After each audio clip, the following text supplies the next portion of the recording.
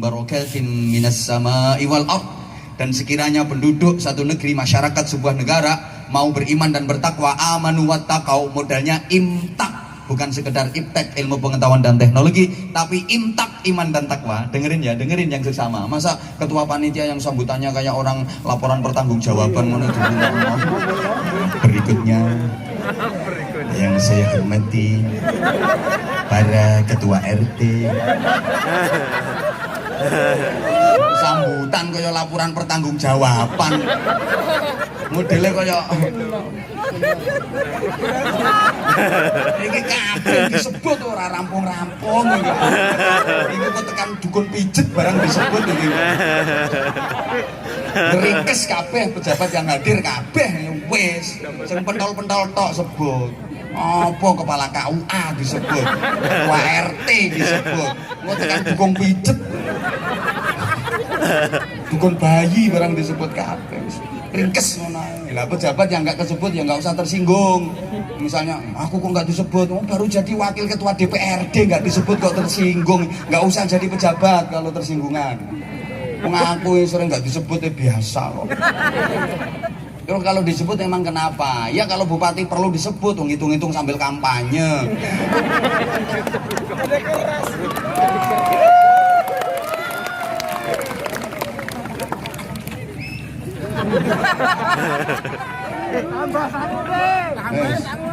Tambah. Ketua panitia ini sambutan ya. Terima kasih dan mohon maaf. Wis. Gak mungkin didengerin sama jamaah. Sekian datang ke sini bukan pengen denger sambutannya ketua panitia. Pokoknya ringkes tes. Mewakili panitia terima kasih kepada semua pihak yang ikut membantu pelaksanaan acara ini. Segala kekurangan mohon maaf. Assalamualaikum, turun, selesai.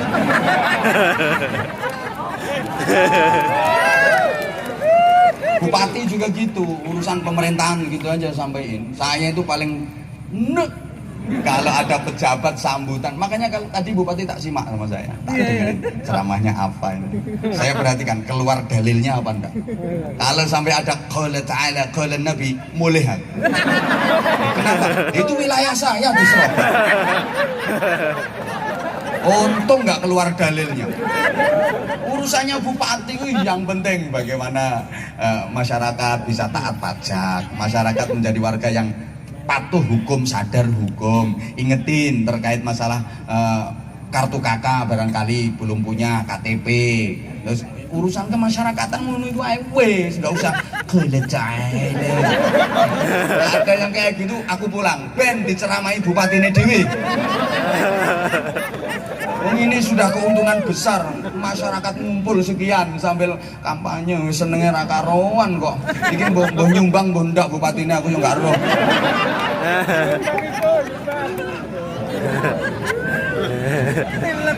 Izin Bapak Anwar Zahid itu kalau ceramah terkenal kayak gini di mana-mana. Siapa yang ada di hadapannya yang digarap kayak gini. Makanya kalau nggak siap ya nggak usah datang. Saya di Mabes Polri itu yang saya hadapi sini bintang-bintang semua. Ya kayak gini gaya ceramah saya. Apalagi baru melatih 2 kayak itu.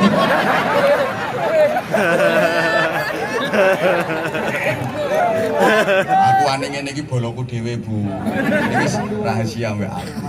Yakin habis ini cepet promosi bintang 3, Kombes. Setelah itu mantep, setelah itu munggah terus cepet. Tapi syaratnya nambahin dan cepet biasanya. Allahumma sholli ala Muhammad. Oke, 10 ya, yang 5 iman, yang 5 takwa. Ini filosofinya 10 ini dari tembang lir ilir itu kalau di akhir itu ada kalimah do sura o sura hore. Sura hore itu simbol orang seneng, simbol orang bahagia, orang gembira. Sura hore itu berarti bertepuk tangan. Bahasa Inggrisnya the keplok. The keplok. Orang tepuk tangan ini berarti kan tangan 2 yang ketemu. Kalau tangan 2 ketemu ini ngumpulnya berapa jari? 10. Maka 10 ini filosofi. Sehingga orang berdoa memohon kepada Allah itu etikanya, adabnya pakai 2 tangan menengadah ke atas, 10 jari semuanya dihadapkan ke atas, mohon kepada Allah. Karena ada orang yang doa itu cuma pakai 1 jari. Ya Allah, beri kami rezeki ya Allah. Mohon kepada Allah, minta ke Allah disuding-suding itu. Cuklek tanganmu. Pakai dua tangan menengadah dan dihadapkan ke atas semua 10 jari. Etikanya begitu. Memuji Allah sebanyak-banyaknya, bersolawat atas Rasulullah sebanyak-banyaknya. Karena kalau tanpa solawat, doa itu mu'allaqun bainas sama wal ard, tergantung antara langit dan bumi. Gak diangkat, gak bisa sampai ke Allah kalau tidak dibacakan solawat atas Rasulullah Shallallahu Alaihi Wasallam. Bahkan ibadah apapun kalau nggak ada solawatnya kepada Rasulullah nanti hangus ibadahnya. Makanya adabnya berdoa diantaranya di samping tadarru, penuh harap, penuh keyakinan, memuji kepada Allah sebanyak-banyaknya. Hamdan syakirin, hamdan dzakirin, hamdan na'imin, hamdan yuafi ni'amai kafi mazidah, ya Rabbana lakal hamdu wa lakal syukru wa lakal thana kama yanbaghi li jalil wajhik. Sak teruse pokoknya saake-ake lah, saake-ake. La usi sanaan alika anta kama atnaita ala nafsik, saake-ake. Terus solawat sebanyak-banyaknya, baru minta. Ya minta itu yang jelas, yang cetok. Jangan terlalu detail. Dongo terlalu detail, Allah didikte. Ada ini pemuda minta jodoh, doanya ya Allah minta istri ya Allah, yang perempuan ya, yang cantik, yang kulitnya kuning, yang tinggi badannya 175 cm, yang ukuran sandalnya nomor 36, ukuran BH-nya nomor 84. Apa itu? Tapi juga jangan terlalu ringkes sampai nggak bisa difahami. Berdoa keringkesan, ya Allah Engkau tahu yang ku mau, amin. Ya memang Allah tahu yang kau mau, tapi sebutin dong.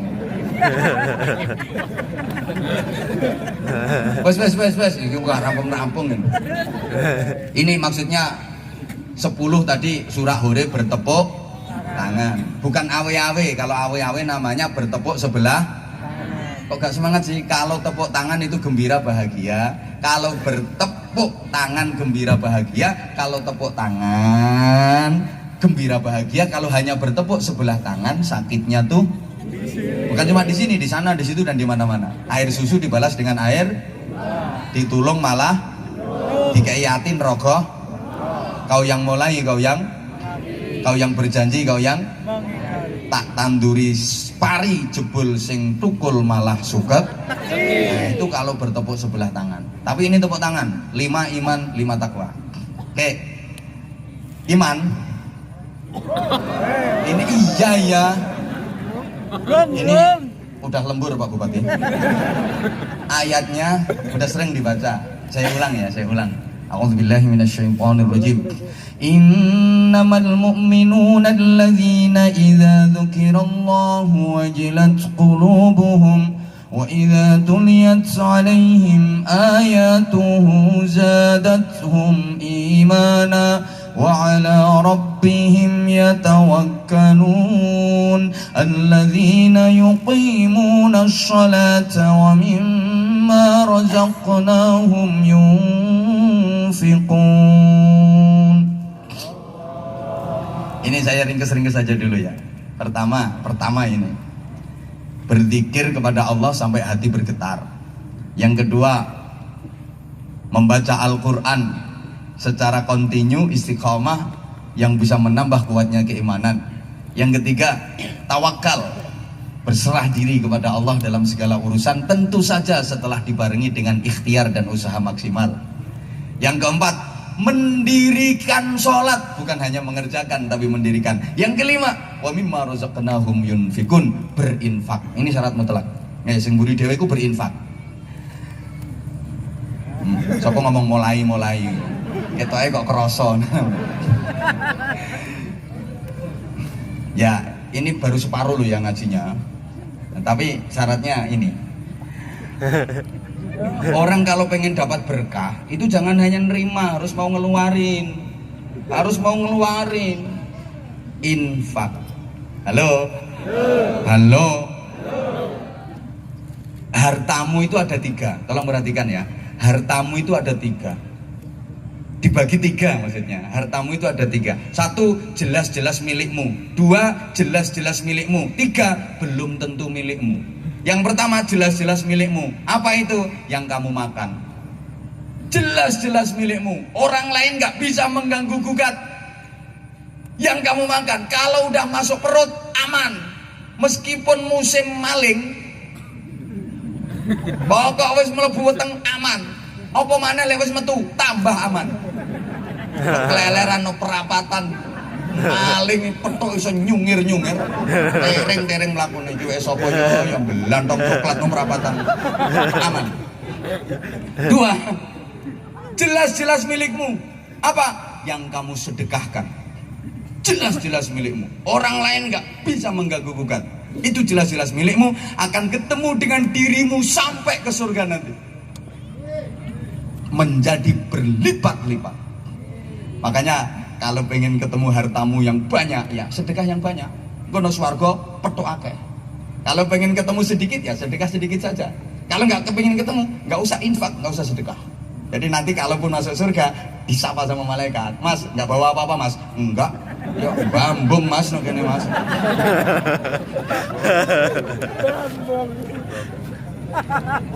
Itu sesungguhnya jamaah untuk membangun rumah yang di surga. Coba kita pikir, kita itu kadang untuk membangun rumah yang di dunia saja ratusan juta biayanya. Padahal rumah di dunia betapapun megah, mewah, indah, itu rumah akan kita tinggalkan selamanya. Sedang rumah di surga itulah rumah yang akan kita tinggali selamanya. Betul? Tak baleni.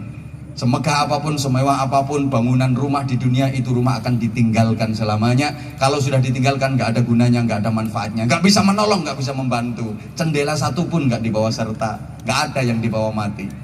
Kurang tahu saya kalau adat masyarakat sini mau mati, menjelang mati pesen sama anaknya, nah nanti kalau bapak mati itu lemari yang paling bagus katut nono kuburannya bapak ya nak ya. Nggak ada kan? Nggak ada. Meskipun pintu rumahmu terbuat dari kayu jati kualitas terbaik, kayu jati kualitas tertinggi, jati Bojonegoro. Iya kok. Tebelnya 70 cm. Dirimu mati, itu pintu dipakai papan kuburanmu, nggak boleh sama anak-anakmu. Pak Mudin leh ngerayu, nak bapakmu mati, nak iki kuburannya perlu papan, nak umpama lawang iki ditetel nggo papan kuburannya bapakmu piye nak? Ojo Pak Mudin, iki larang niki kok. Kuburannya bapakmu perlu papan nak, terus gimana? Gampang, tak tukokno kayu kilon. Paling ditukokno kayu randu. Halo? Loh, rumah yang akan ditinggalkan selamanya ratusan juta biayanya. Sedang rumah yang akan ditinggali selamanya, rumah yang di surga, itu transfernya, nyicilnya, beli bahan bangunannya melalui kotak-kotak infak. Biasanya berapa ngisinya? 2.000? Itu untuk bangun rumah? 2.000 ya untuk paku siji tok bro. Malah nyublesi bokongmu itu. Tolong Bapak Ibu siapkan infak terbaik. Saya ingin menawarkan kepada panjenengan seperti biasa Pak Bupati. Alhamdulillah masyarakat Kalimantan Timur terutama Berau ini luar biasa ikut kontribusi ke pesantren kami. Ya sekedar informasi, mungkin Pak Bupati lupa bahwa kami mengelola pesantren dengan free biaya, karena mayoritas di pesantren kami itu anak-anak yatim dan duafa. Alhamdulillah atas doa dan dukungan serta bantuan panjenengan semua, sekarang jumlahnya udah 1.000 lebih. Doyan mangan kabeh. Jadi mondoknya gratis, sekolahnya juga gratis, pakaian seragamnya juga gratis, kitab-kitab semuanya free, semuanya dibelikan tanpa ada dipungut biaya. Alhamdulillah. Dapatnya saya dari mana? Ya dari kayak gini. Saya berkali-kali ke Kabupaten Berau, sungguh luar biasa. Ya dari sekian kunjungan safari dakwah saya, Berau termasuk peringkat, artinya takoni loman-loman wong. Bahkan setiap saya datang ke Berau, beberapa ibu-ibu itu ada yang sampai cincinnya dikasih itu. Beberapa kali saya dari Berau itu dapat cincin dari ibu-ibu, dari mbak-mbak itu yang ngekei duit nggak cincin. Maka tolong nanti ibu kalau panitia nanti udah menentak antem ibu sana. Loh, ini saya cerita beneran ini, cerita beneran, subhanallah. Kan saya berkali-kali ke Berau dan selalu seperti ini, warga Berau ikut kontribusi. Jadi saya itu kepingin nanti secara tidak sadar penjenengan di akhirat itu kaget, loh malaikat saya kok dapat pahala segini banyak, ini pahala apa? Saya merasa nggak pernah punya ibadah apa-apa kok dapat pahala kayak gini.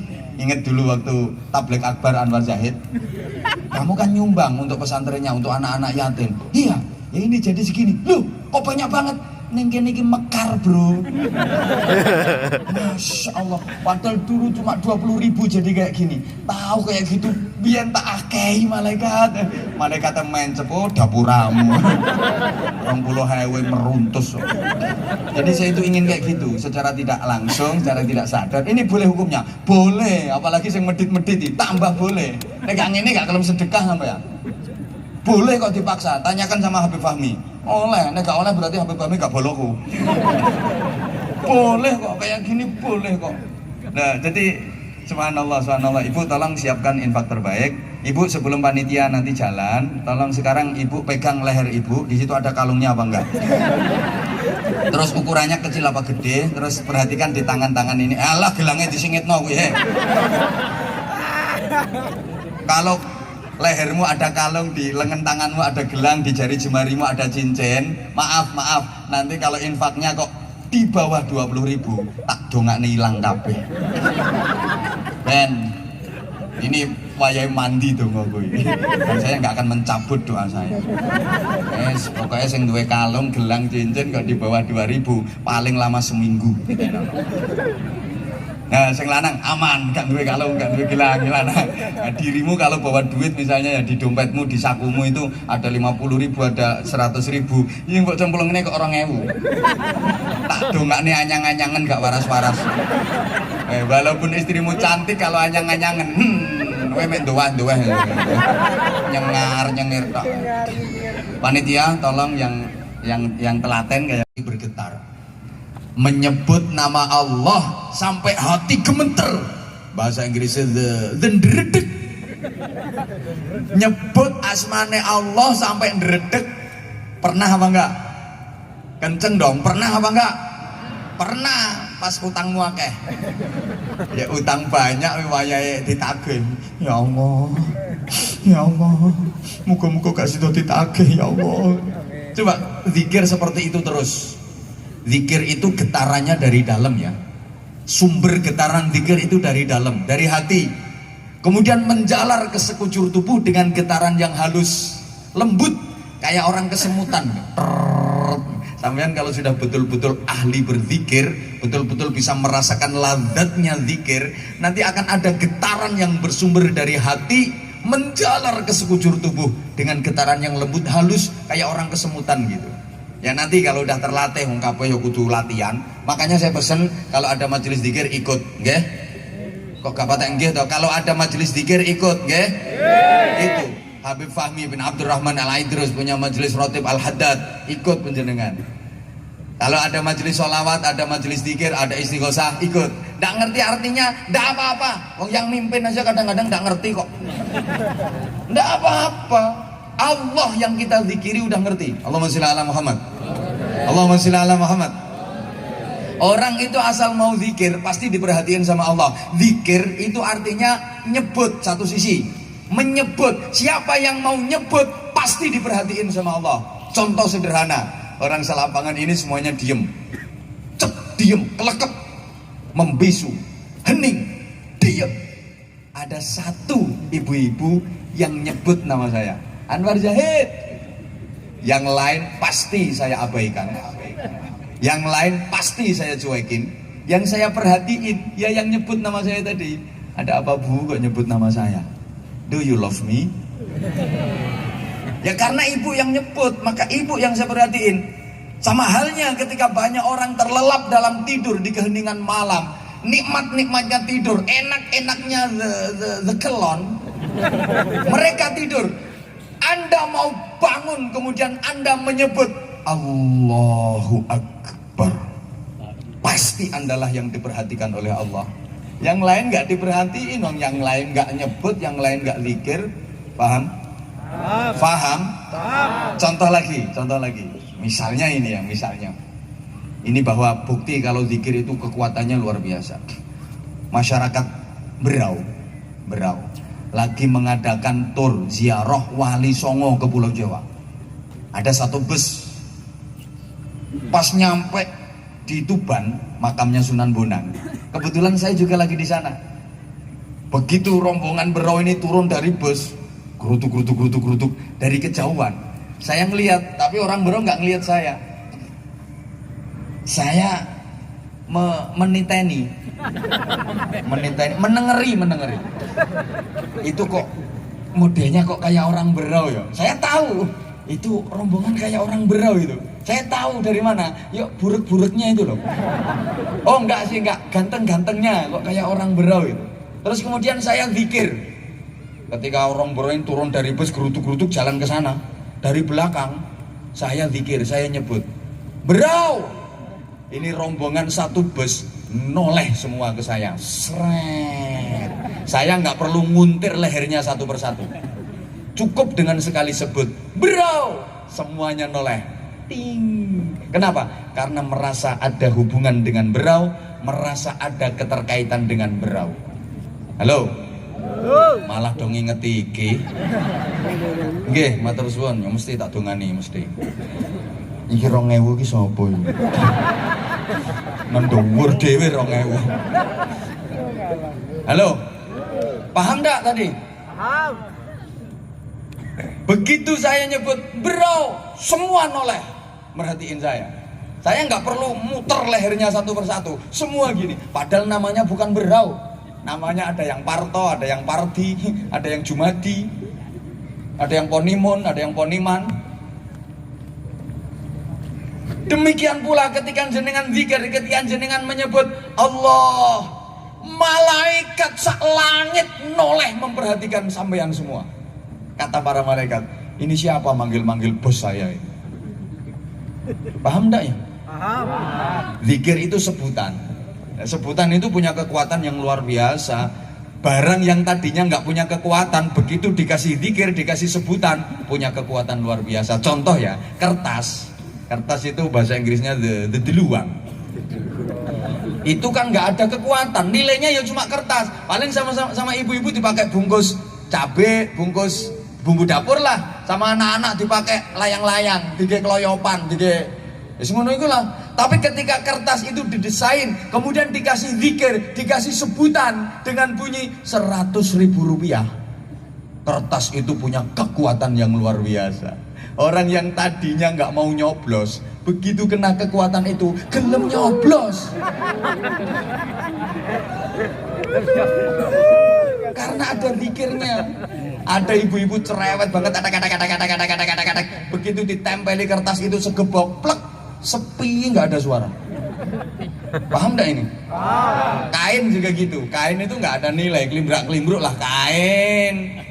Tapi coba kain itu dipajang di tepi jalan, kemudian dikasih sebutan, dikasih zikir, hadirilah tablek akbar bersama Busapa, pokoknya bersama Busapa. Itu kain punya kekuatan, bisa datengin orang sekian banyak karena ada sebutannya. Cuman dikasih hadirilah tablek akbar bersama Busapa, terus sama dikasih fotonya Busapa, fotonya cah kuwi nih. Fotomu ya gak payu kok. Punya kekuatan. Makanya ini kekuatannya zikir sungguh dahsyat, walaupun nggak ngerti artinya. Sholawat juga gitu, terus bersolawat. Sak nganggure lambemu pakai untuk bersolawat, pasti dapat jaminan syafaat Rasulullah Sallallahu Alaihi Wasallam. Kanjeng Nabi jamin aktsaruhum alayya sholatan aulan nas bi yaumil qiyamah, wa fi riwayatin aqrabun nas bi yaumil qiyamah aktsaruhum alayya sholatan. Yang terbanyak bersolawat kepada Rasulullah, itulah yang terdekat dengan Rasulullah besok pada hari kiamat. Walaupun nggak ngerti artinya, terus konco-konco apa kentrung, terus gelurakan sholawat, terus nggak ngerti artinya, nggak apa-apa terus. Dipikir ini yang di belakang saya ini ngerti artinya tadi sholawat, ya kablas kok, ya gaya etok aja kadang-kadang. Kunul quludas, rezekinya lebih luas. Apalagi kerja pakai hati, namanya kerja ikhlas, rezekinya tak terbatas. Iki gak gampang, makanya ceramah sing larang model ngene iki. Kasih contoh ya, kasih contoh loh. Ya guyon humor tapi harus ilmiah. Nek cengengesan tok gawe apa? Banyak sekarang yang sekedar pengen viral, pokoknya cengengesan, gak ono intine, gak ono ilmune. Apa ngono? Murah lek ngono iku. Nek ini jelas larang.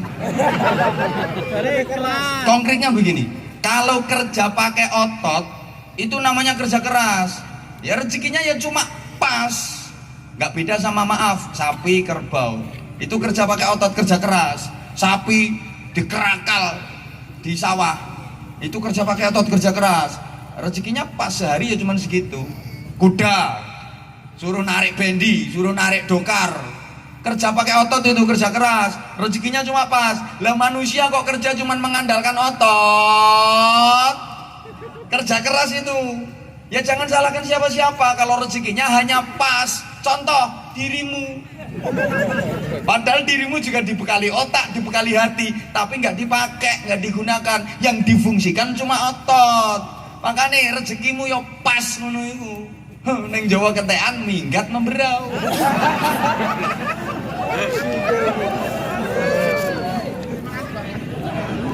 Hoi, hoi. Engkono kene oleh tanah didol minggat balik Jawa meneh. Kono utang gak nyaur minggat memberau meneh.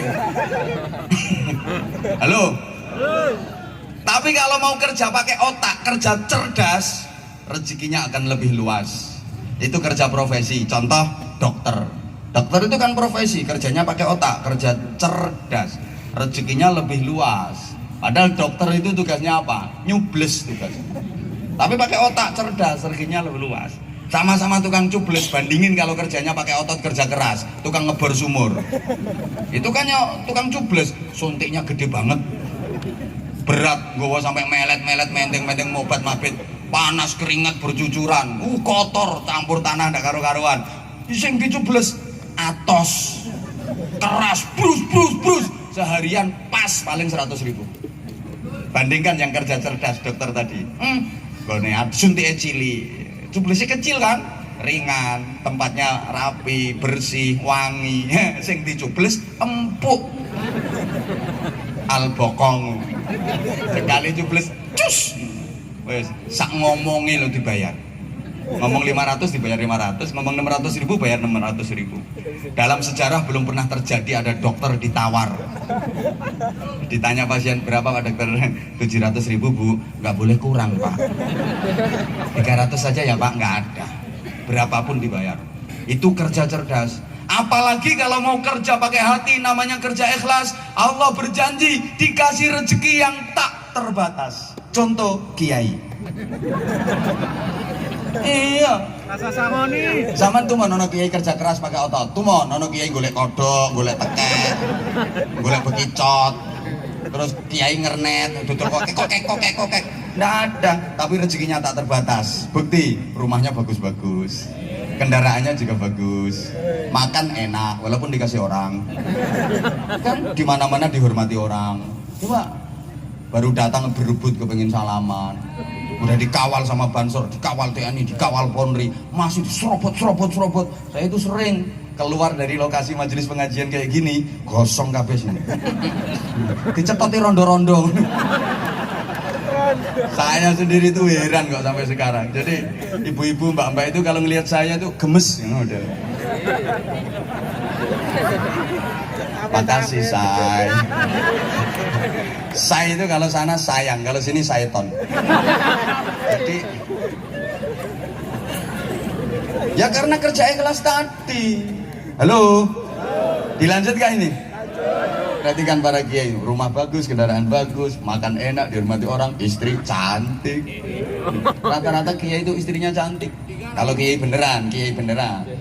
Ada kiai yang nggak beneran. Banyak akhir-akhir ini. Penampilannya kayak kiai tapi sesungguhnya bukan kiai.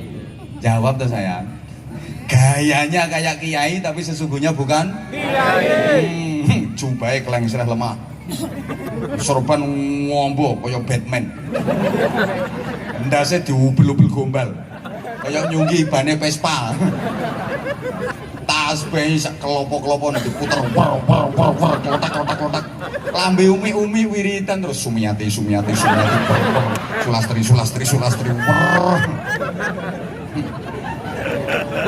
Tapi nggak bisa ngaji.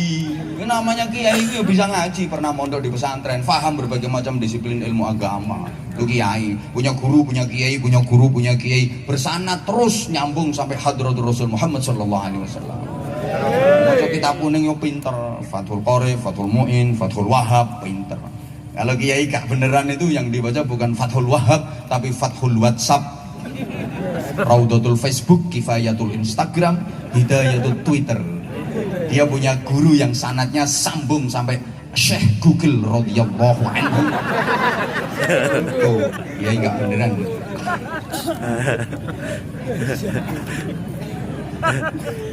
Nah, kalau kiai beneran, istrinya cantik. Boleh Anda lakukan penelitian ilmiah.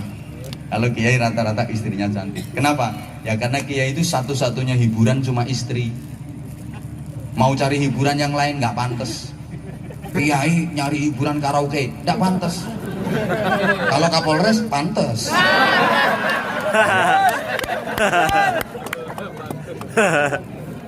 Dan kayaknya sering datang ke Kapolres. Sidak. Nyari, ini harus akrab sama itu. Kiai mau nyari hiburan main biliar, gak pantas. Nek bupati pantas. Pantas, cetok. Kiai itu satu-satunya hiburan cuman istri, hiburannya cuman istri, jelek pula. Taqabbalallahu minna wa minkum taqabbal. Makanya Allah itu adil sehingga kiai dikasih istri cantik. Nah, ibu, kenapa ibu nggak dinikah sama kiai? Ya karena wajahmu nggak standar.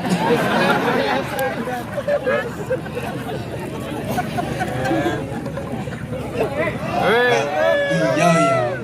Nah sekarang kembali ke materi, maaf ya. Ini agar berkah. Sesungguhnya ya 10 hal yang harus dilakukan. Tapi kayaknya kalau saya terangin 10-10-nya, nggak cukup waktunya. Minta tambahan waktu. Oke, saya nego dulu sama Kapolres, sama Bupati.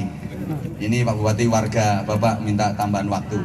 Jadi ibarat kerja namanya lembur Bapak ini. Jadi,